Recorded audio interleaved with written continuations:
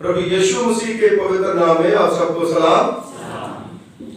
प्रभु का धन्यवाद हो कि एक बार फिर से खुदा ने हमें मौका दिया कि हम परमेश्वर के घर में आकर के खुदा के घर में प्रभु को बता सके कि हम आपके बेटे और बेटियां हैं। क्योंकि आज इलेक्शन है और वोट जो है वो सब लोग डालने के लिए गए हैं। कुछ लोग डाल के आए होंगे, कुछ लोग जाकर के डालेंगे, लेकिन खुदा को सबसे पहला वोट डालना बहुत ही, क्योंकि खुदा ने जो अपना मैनिफेस्टो दिया है, पहले से जो घोषणा पत्र दिया है, या ओल्ड टेस्टामेंट में हो या न्यू टेस्टामेंट में हो, तो खुदा के कलाम में लिखा है 6 दिन काम करो और 7वें दिन प्रभु की हजूरी में आकर के परमेश्वर की आराधना करो।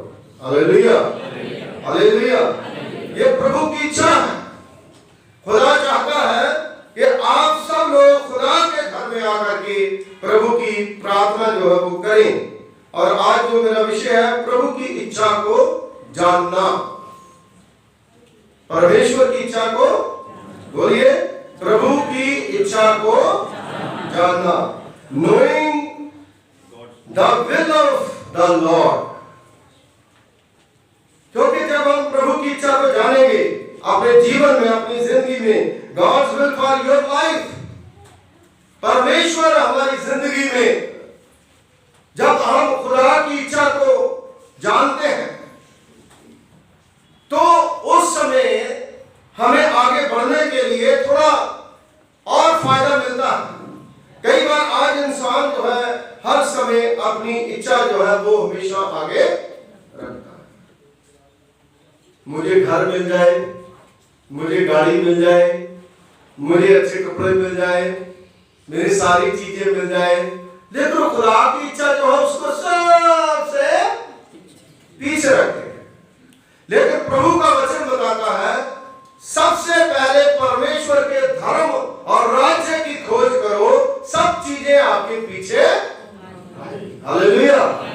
जब आप खुदा की इच्छा को जानने की कोशिश करेंगे, परमेश्वर जो है वो आपको सब कुछ मुहैया करेगा। जब हम अपनी इच्छा को, अपने विचारों को, अपनी मनाई करेंगे, जबकि खुदा के कलाम में लिखा है तू अपनी समझ का सहारा, अपनी समझ को दुल्हा करके हम आगे बढ़ना चाहते हैं, लेकिन जब तक खुदा हमें आगे नहीं बढ़ाता तब तक हम आगे बढ़ नहीं सकते। इसलिए मेरे अजीजों, मेरी बहनों, मेरे भाइयों, प्रभु का वचन बताता है कि मसीह वह है जिसने अपनी इच्छा का त्याग, अपनी इच्छाओं का त्याग करना पड़ता है। हर चीज जो है वो आप ऐसे नहीं कर सकते। दुनिया जो है वो, संसार जो है, इसमें जब हम रहते हैं तो हमें खुदा को पूछना है हमें कब काम क्या करना है, क्या नहीं करना, और कहां पर जाना है, कहां नहीं जाना। सो मेरे अजीजों, प्रभु का वचन बताता है कि मसीह वह है जो अपनी इच्छा का त्याग करता है, तो अपने जीवन में जो कुछ भी करता है वो परमेश्वर की इच्छा के अधीन करता है। परमेश्वर की इच्छा के अधीन करता है। परमेश्वर की इच्छा के अधीन का क्या मतलब है? खुदा को साथ लेकर के चलता है। परमेश्वर से पूछता है, हे प्रभु क्या इच्छा है, तेरी क्या मर्जी है। मत्ती के अधीन उसके 6 बाब में खुदा के कलाम में प्रभु की प्रेयर जो है, जब प्रभु यीशु मसीह ने अपने चेलों को कहा जब प्रेयर करो तो ऐसे करना है ना, तो वहां पर लिखा है तेरी मर्जी। तो कौन करता है उसकी मर्जी? खुदा की मर्जी जो है वो हमारी जिंदगी में क्या है उसको पूछे, हे प्रभु क्या प्लान है मेरे लिए, क्या योजना है मेरे लिए, उसको आप खुदा को पूछे और फिर जो है वो चले। अगर आप खुदा परमेश्वर की इच्छा के अधीन रह करके सब काम करते हैं तो प्रभु का वचन बताता है कि फिर आप एक अच्छे इंसान हैं, गुड मैन। अगर हम खुदा की इच्छा के मुताबिक नहीं चलते तो हमारी बहुत सी परेशानियां जो है वो बढ़ जाती है। इस समस्या का सामना प्रत्येक मसीह जो है आज कर रहा है। हर एक मसीह जो है इस समस्या से जूझ रहा है, वो सामना कर रहा है। हे प्रभु, मैं क्या करूं, क्या करूं। मेरे अजीजों, वचन जो है वो बताता है कि प्रभु यीशु मसीह इस संसार में जब आया तो उसने किसकी इच्छा पूरी करी? हाँ जी बोलिए, परमेश्वर की इच्छा पूरी करी। और प्रभु यीशु मसीह से बड़ा उदाहरण जो है दुनिया में कोई नहीं है, संसार में कोई नहीं है, आसमान में कोई नहीं है, पाताल में कोई नहीं है। सिर्फ और सिर्फ प्रभु यीशु मसीह जो है उसने पूर्ण रूप से मुझे और आपको, पूरे संसार को बताया है कि किस तरह से खुदा की मर्जी जो है उसको पूरा करना है। मेरे जीजों, यीशु क्रिस्त का जीवन परमेश्वर की इच्छा के मुताबिक सारा जो है वो व्यतीत हुआ। यहां तक कि जब प्रभु यीशु मसीह को गेत्सेमनी बाग में पकड़ने के लिए आए, यहूदा इस्करियोती ने 30 रुपयों से उसे पकड़वा लिया। तो उस समय जब लाठियां बरशे लेकर के उसको पकड़ने के लिए आए तो यीशु मसीह ने क्या प्रेयर करी? हे पिता, हो सके तो ये प्याला मुझसे टल जाए, फिर भी मेरी नहीं बल्कि तेरी इच्छा पूरी। ये वचन तो हमने बहुत बार सुना, लेकिन क्या हमने कभी सोचा है कि वो प्रभु ने क्यों कहा?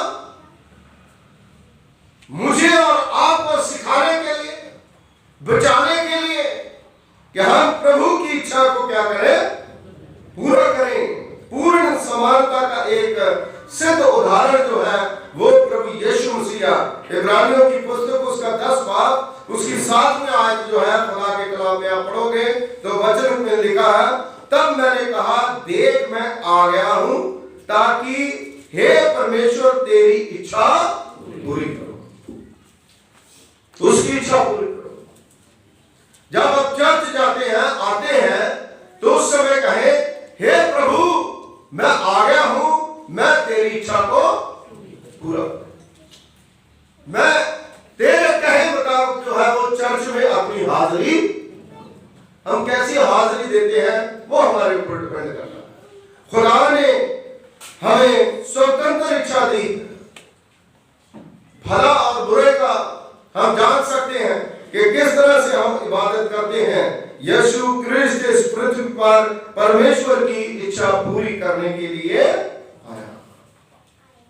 इसीलिए प्रभु का वचन बताता है कि खुदा ने यूहन्ना 3:16 में जगत से ऐसा प्रेम रखा कि उसने अपना इकलौता बेटा दे दिया, उसने दिया, जो भी उस पर विश्वास करे नाश ना हो बल्कि हमेशा की।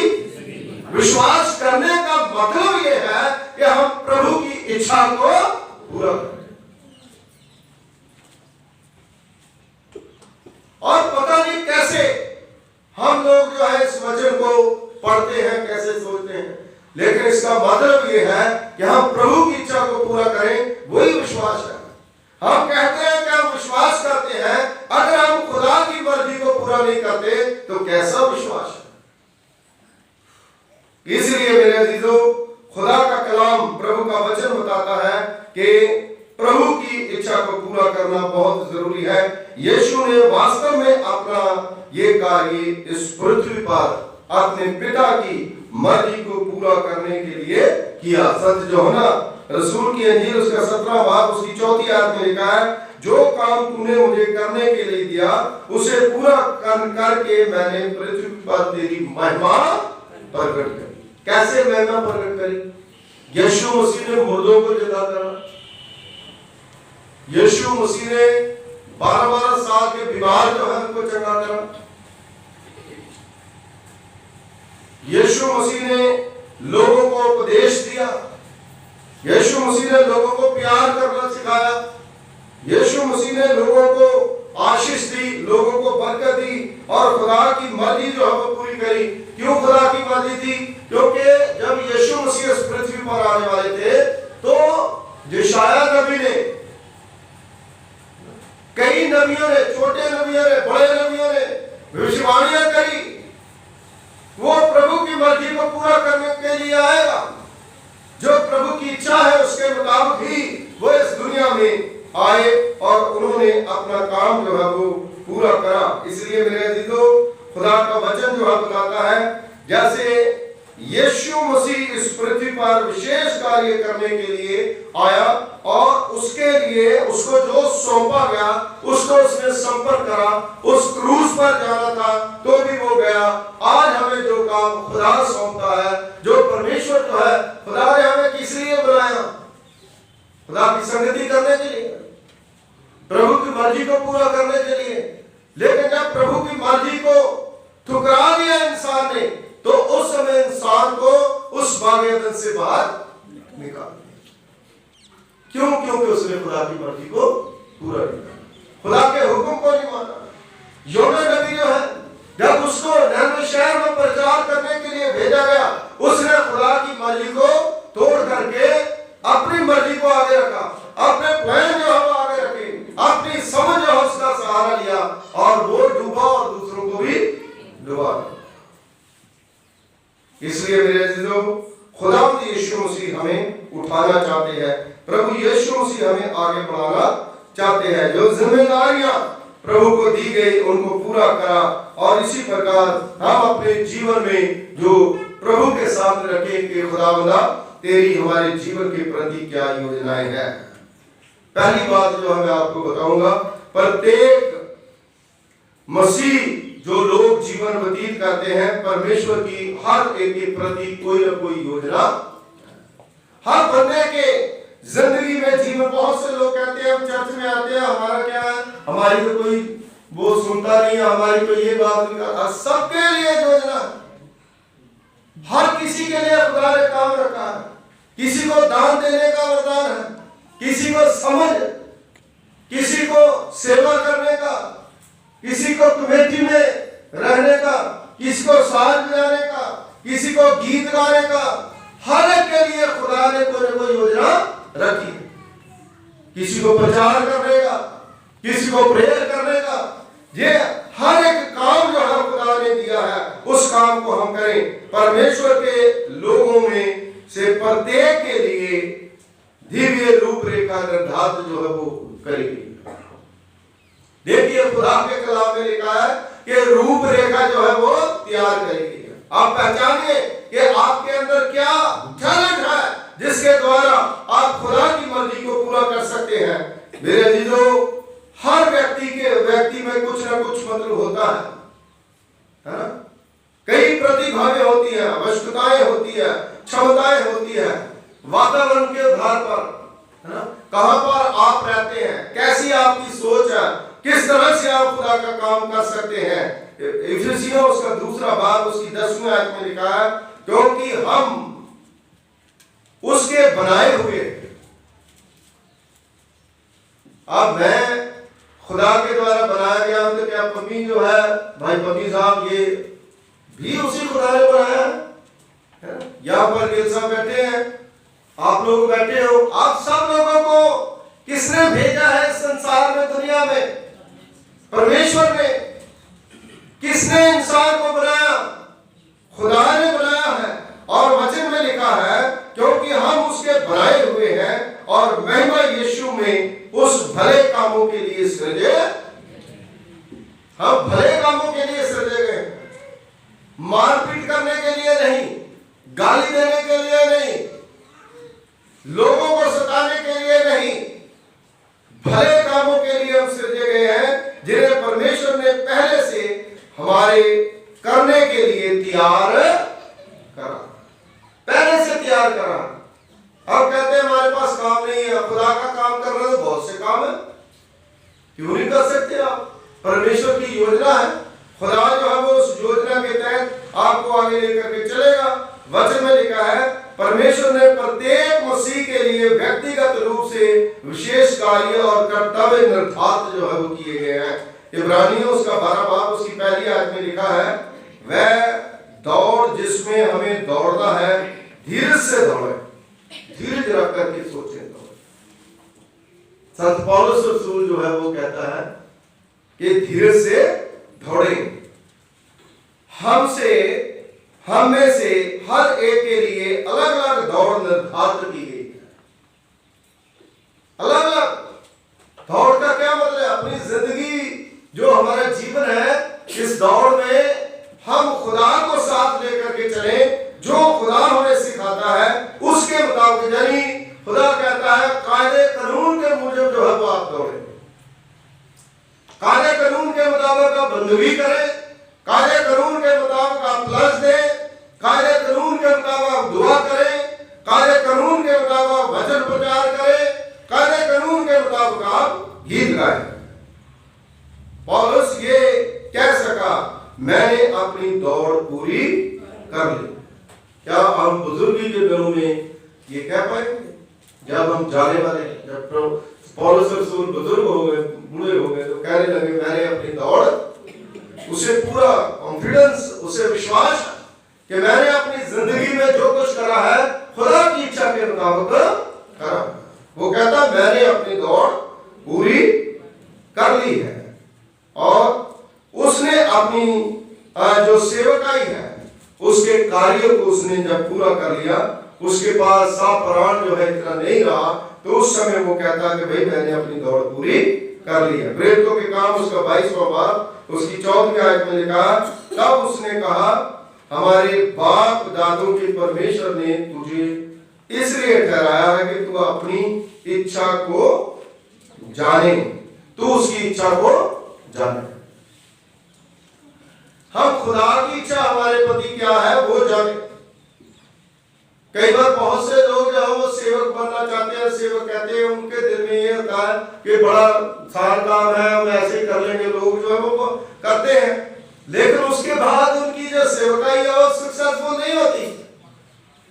क्यों? क्योंकि खुदा की मर्जी, खुदा की बुलाहट, खुदा की इच्छा, जब तक खुदा की इच्छा नहीं है तब तक आप कोई भी काम, खुदा की इच्छा के अंगेज जाकर के कई बार हम वो काम करते हैं, तब जो है वो काम पूरा नहीं होता। इसी प्रकार अपना जो कार्यालय है, आपका जो बिजनेस है, आपकी जो नौकरी है, आपके जो काम है, हमें क्या चूज करना है उसकी भी हमें पता नहीं चलता।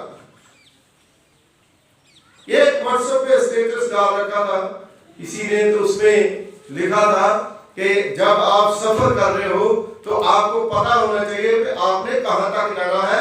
अगर आपको पता नहीं है कहां तक जाना है तो आप कभी भी पहुंच, मुझे पता ही नहीं मैं कहां पर जाना है, तो मैं कहीं पर भी घुसता जा रहा हूं, तो हमें पता होना चाहिए हमें कहां पर जाना है। मेरे चीजों मुस्लिम लोगों को पता होना चाहिए कि हमने स्वर्ग में जाना है, हमने कहां पर जाना है। हालेलुया। इसलिए प्रभु की इच्छा यह है कि सब लोग बचाए जाएं और स्वर्ग में। मेरे अजीजों, जब हम अपनी इच्छा करते हैं, जैसे अड़ऊ बेटा जो है, अड़ऊ पुत्र जो है, 2 बेटे थे, और किस तरह से उसने अपने बाप की इच्छा को ठुकराया, अपने परमेश्वर की इच्छा को ठुकराया। क्या खुदा चाहता था कि वो अपना सारा कुछ बेच बटा के दूर देश को चला जाए, अपने माँ बाप को तंग करे? आज क्या खुदा की इच्छा है कि जो बच्चे अपने माँ बाप को तंग करते हैं, कि खुदा कहता है कि तुम उनको तंग करो, तो अपनी मर्जी शैतान के पीछे जो लगे होते। तो इसलिए मेरे अजीजों, जब वो पूरी तरह से पैसा बर्बाद कर चुका, अपने दोस्तों मित्रों के साथ पूरी कमाई जो है उसको बर्बाद कर चुका, तो उसके बाद उसके पास कुछ भी। इसका मतलब ये है कि यहाँ पर बताया गया जो खुदा की इच्छा के अंगेज काम करते हैं, उनके पास कुछ भी, खाने को भी लाले हो जाए। तब जब पूरी तरह से वो बेहजामता हो गया, बाल बढ़ गए, और नौकरी जो है वो सुअर चारने की मिली, और सुअर जो फलियां खाते थे वो भी उसको नहीं मिलती थी। तो उस समय उन्होंने एक पूरी तरह से अपने आप को झांका कि पहले मेरा जीवन क्या था, अब मेरा जीवन क्या। मैंने अपनी इच्छा, अपनी मर्जी पूरी करी है, अपने खुदा को, अपने बाप को, अपने घर को, अपनी माँ को, अपने भाई को छोड़ करके, अपने खुदा को छोड़ करके, उसकी अंगेज चल करके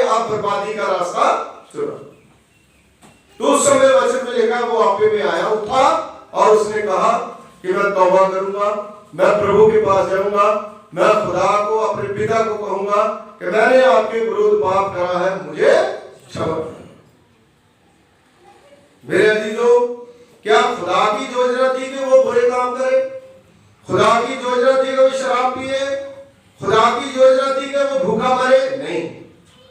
खुदा तो कहता है कि हर इंसान जो है वो अच्छा खाए, अच्छा पिए, अच्छा रहे और खुदा में आगे बढ़े।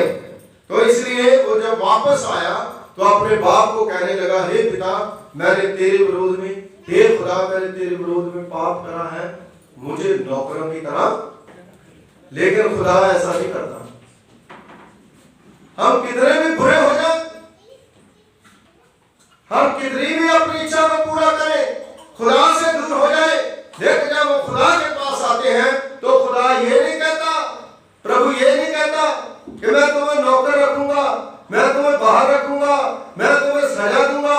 खुदा ने कोई सजा नहीं दी, उसके बाप ने कोई सजा नहीं दी, उसको फिर से नहलाया, अंगूठी पहनाई और कपड़े नए पहनाए और घर में फिर से उसे बेटा बना लिया। हालेलुया।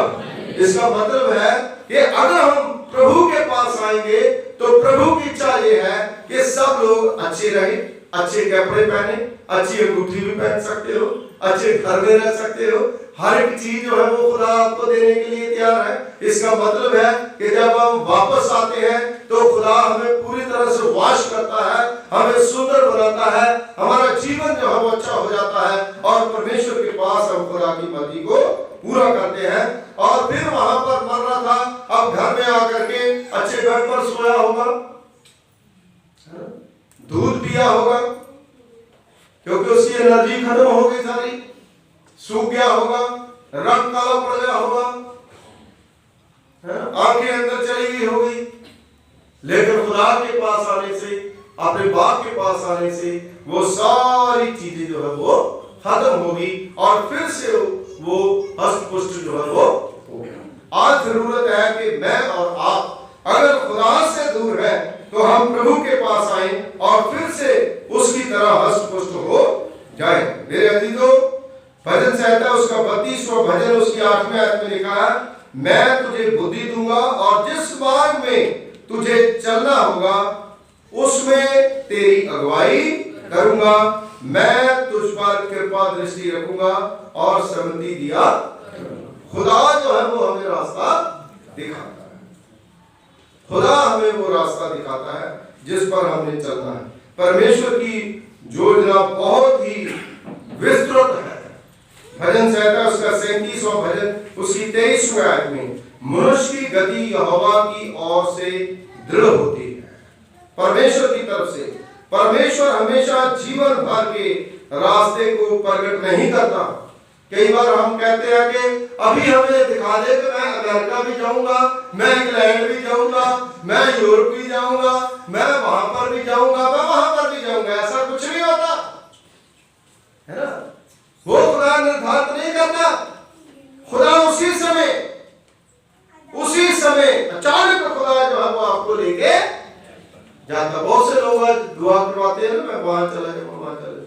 आप खुदा की इच्छा को पूरा करें, अच्छी बात है, वो इच्छा रखनी चाहिए, लेकिन प्रभु के डर में रखनी चाहिए, है ना। बहुत सी योजनाएं बनाते हैं हम, लेकिन परमेश्वर जो है खुदा के कलाम में, प्रभु के वचन में लिखा है कि वो अगुवाई करता है, लेकिन उस समय वो खुदा प्रकट कर देता है। 37 की भजन संहिता 37 की 23 में, परमेश्वर हमेशा जीवन भर के रास्ते को प्रकट नहीं करता, परंतु वह एक कदम पर रास्ता प्रकट, एक मिनट में खुदा जो है रास्ता, एक ही मिनट में, एक ही घंटों में कोरोना आ जाता है। 2-4 दिन में ही खबरें आ जाती है कि इतने केस बढ़ गए और इतने केस कम हो गए। खुदा की मर्जी, परमेश्वर की मर्जी के सामने कोई कुछ नहीं। आज के आप न्यूज सुन रहे थे तो मैं बोला वो हो रहा था, जब इलेक्शन कमीशन जो है उसके बंदे जो है वो अलग अलग पर कह रहे थे कि आपको डरने की जरूरत नहीं है। वोट हर कोई डाले, क्योंकि कोरोना जो है वो भाग गया नहीं है, लेकिन 2-4 दिन के बाद फिर इंसान जो है वो क्या, इंसान जो है क्या, क्योंकि हर किसी को अपनी अपनी सुरक्षा करनी चाहिए, क्योंकि वोट डालना जरूरी है। बंदा मरा तो क्योंकि देखिए मास्क लगाना चाहिए जब आप बाहर जाते हो, कहीं पर जाते हो, मास्क जो उसको लगाना चाहिए अभी भी, क्योंकि हर समय हमें खुदा की मर्जी को भी पूरा करना, और खुदा कहता है मैं तुम्हें बुद्धि भी दूंगा, अपनी बुद्धि अकल बुद्धि के मुताबिक अपना बचाव भी हमने करना है। लोगों की बातें नहीं माननी, हम खुदा की बात जो है वो मानेंगे, और परमेश्वर जो है वो हमें आगे बढ़ाएगा। परमेश्वर की योजना निश्चित और विशिष्ट है, बिल्कुल विशेष है। यशायाह नबी की पुस्तक उसका 30 अध्याय उसकी 21वीं आयत में, और जब कभी तुम दाहिनी या बाईं ओर मुड़ने लगो, तब परमेश्वर पीछे से ये वचन तुम्हारे कानों में पड़ेगा। मार्ग यही है, इसी पर खुदा का कलाम जो है पीछे से तुम्हें कहेगा कि इसी पर ही चलो। खुदा जिस रास्ता जो आपको दिखाएगा वो कहेगा नहीं ये रास्ता सही है, इसी पर चलो। परमेश्वर अपने आत्मा से वचन के द्वारा मार्गदर्शन करता है। खुदा का कलाम जो है हमारा मार्गदर्शन करता है। हर संडे को आप सुनते हो, वो कलाम हमारा मार्गदर्शन करता है ना। कई लोगों की इच्छा होती है कि एक बार कलाम सुन लिया दोबारा सुनने की जरूरत ही, तो जब ये टेप कर रखा है, अगर दूसरी बार सुन लेंगे तो कोई फर्क। जब आप सेब खाते हैं तो सेब हर रोज ही खाते हैं, है ना। तो एक दिन अगर ना खा जाए तो पूरा हफ्ता ना खाओगे, एक हफ्ते बाद सेब खाओ तो इच्छा है दूसरे दिन खा लेंगे, है ना। अगर दूसरी बार भी अगर सुन लेंगे तो उससे कोई फर्क, क्योंकि खुदा का कलाम जो है वो हमारा मार्गदर्शन करता है।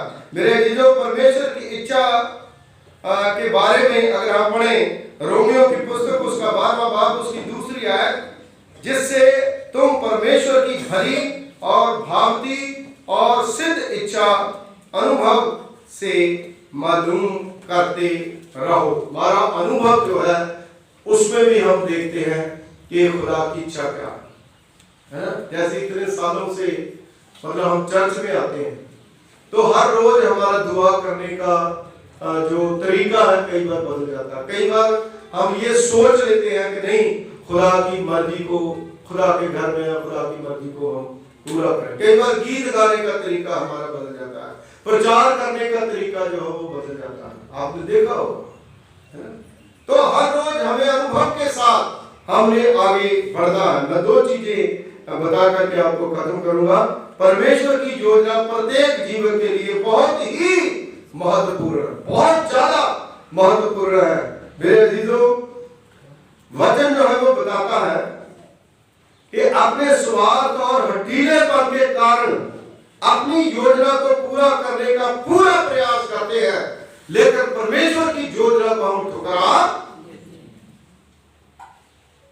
खुदा की योजना को ठुकरा दे, वो पूरी हो या ना हो, लेकिन जो हमारी अपनी बात है, अपनी योजना है, वो पूरी होनी चाहिए। उससे क्या होता है, खुदा निराश होता है। मेरे जीजो, अपनी योजना को पूरा करने का प्रयास ना करें। परमेश्वर की योजना से जो इंसान भटक जाता है वो दुखद जीवन व्यतीत करता है, वो दुखों में पड़ जाता है।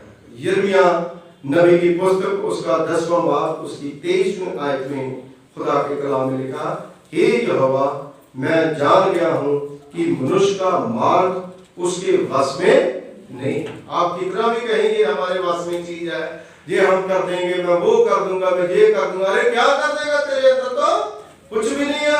अगर आज हम मर जाए तो हम क्या कर देंगे, ना क्या कर दूंगा, मेरा जीवन क्या। कितने लोग एक्सीडेंटों से मर जाते हैं, हम भी तो गाड़ी लेके जाते हैं, हम क्यों बचे हुए हैं। खुदा चाहता है कि आपके जीवन में कोई बात है, आपके अंदर कोई अच्छी चीज है। खुदा चाहता है कि आप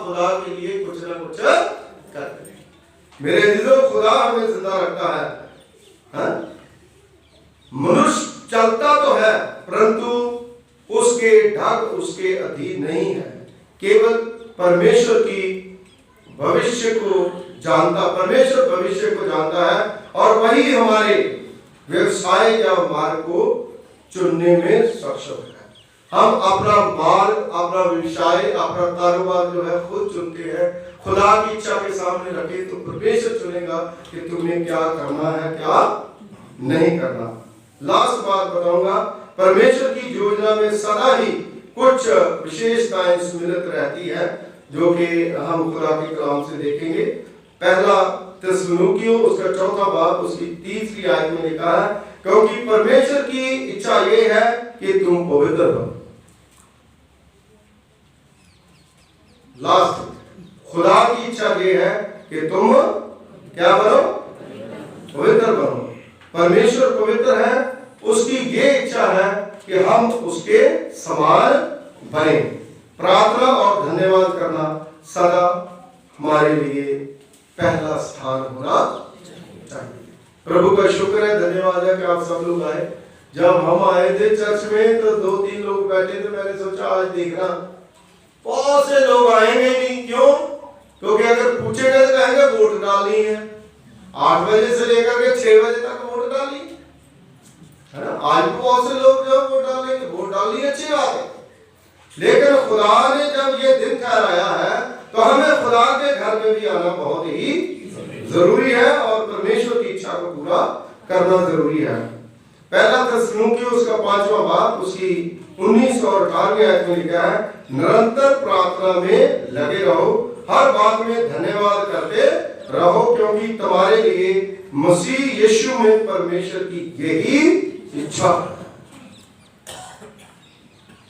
पवित्र बनो, धन्यवाद करते रहो, प्रार्थना में लगे रहो, भले काम करना सदा ही परमेश्वर की इच्छा है। पहला पतरस उसका 2रा बाब उसकी 15वीं आयत में लिखा है, क्योंकि परमेश्वर की इच्छा ये है कि तुम भले काम करने से निर्बुद्ध लोगों की अज्ञानता की बातों को बंद करो। अच्छी बातें करो, अज्ञानता की बातें मत करो। इसलिए खुदा की मर्जी को अपनी जिंदगी में पूरा करें। Knowing the will of God, प्रभु की इच्छा को जानना। मेरे अजीजों, आज से जब हम घर में जाते हैं तो आपके बच्चों के प्रति प्रभु की इच्छा क्या है, हमारे जीवन के प्रति प्रभु की इच्छा क्या है, प्रभु को पूछें। हमारा काम जो है वो प्रभु की इच्छा क्या करना चाहिए वो पूछें। कई लोगों की आधी जिंदगी से भी ज्यादा निकल जाती है। बहुत से लोग ऐसे मिलते हैं कि मेरा मन था कि मैं ना खुदा की सेवा करता, मेरा मन था कि मैं पादरी बन जाता, लेकिन वो बन, क्योंकि उसने खुदा की इच्छा को जाना। हमारे साथ भी ऐसा था, बहुत से लोगों के साथ ऐसा होता है, लेकिन खुदा की इच्छा जो है वो है क्या, उसके बारे में हमें बहुत सी चीजें हमें देखी है। जब हम परमेश्वर के आगे दुआ करके खुदा को पूछते हैं, प्रभु की इच्छा को पूरा करेंगे तो खुदा हमारी सारी इच्छाओं को पूरा, खुदा खुले दिल सारा कुछ ही हमें दे देगा, किसी चीज की कमी नहीं रहने देगा और खुदा जो है वो हमारी जिंदगी में काम करेगा। इसलिए आइए हम अपनी आंखें बंद करें, अपने सरों को परमेश्वर की पवित्र पाक हजूरी में झुकाएं और खुदा से पूछें, हे प्रभु मेरे जीवन में तेरी क्या इच्छा है, अपने मन में संतुष्ट हो जाए। खुदावंद तेरा धन्यवाद करते हैं, तेरा शुक्रिया अदा करते हैं। आप अनुग्रहकारी पिता हैं, दयावान परमेश्वर है। आपकी दया आपकी कृपा खुदावंद बहुत बड़ी है। तूने प्रभु खुदा परमेश्वर जी अपनी महान कृपा के द्वारा, फजल के द्वारा ये होने दिया कि हम खुदावंद आपके पाक कदमों में आ सके। आज इस वर्षिप में खुदावंद जितने लोग आए हैं और प्रभु जी हर किसी ने खुदावंद आपके वचन से इस बात को जाना कि हम प्रभु की इच्छा को जाने। हे परमेश्वर, मेरे से, हमारी कलीसिया के लोगों से, इस देश के लोगों से आप क्या चाहते हैं? प्रभु यीशु राजा हर एक के ऊपर अपनी कृपा, अपना फजल, अपना अनुग्रह करें, ताकि खुदावंद हम सब लोग प्रभु जी आपकी मर्जी को पूरा करें। और सबसे बड़ा उदाहरण प्रभु यीशु, जिसने पिता की मर्जी को पूरा करा और हर काम उसके अधीन रह करके करा। तो हम भी प्रभु यीशु मसीह के अधीन रह करके हम सारे काम करें, क्योंकि वही हमारा ईश्वर है, वही हमारा प्रभु है। जाके जन्म हुआ प्रभु यीशु मसीह, उसी समय डिक्लेयर कर दिया गया ईश्वरों का ईश्वर पैदा हुआ। और सचमुच प्रभु, हम आपके ऊपर विश्वास करें। हम अपनी कलीसिया के बुजुर्गों को, बच्चों को, नौजवानों को, बेटियों को, बेटियों को आपके जलाली हाथों में सौंपते हैं। और सबको ब्लेस करें और बरकत दें। मसीह यीशु के वसीले से मांगते हैं, आमीन आमीन।